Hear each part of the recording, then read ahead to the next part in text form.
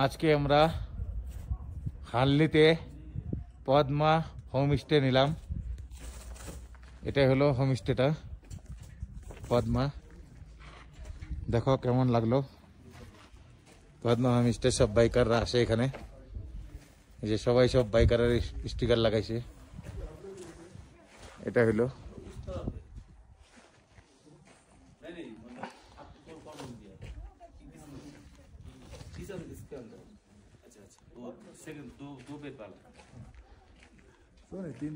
यहाँ देखिए और भी गेस्ट आए हुए हैं।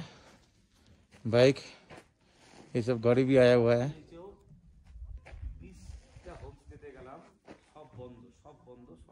सब হোমস্টে বন্ধ, কোনো জায়গায় হোমস্টে নাই। খুঁজে খুঁজে খুঁজে খুঁজে এটা বার করলাম। থাকার জায়গা এটাই।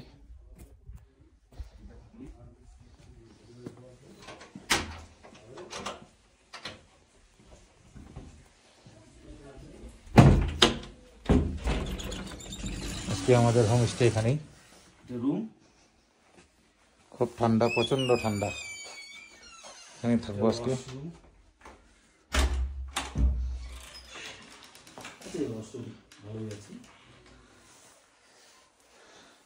আজকে রাতটা এখানেই কাটাবো, তারপরে দেখা যাক ভগবানের ইচ্ছা। কালকে অমলিংলা পাস 19,000 ফুটের উপরে কালকে আমরা যাব।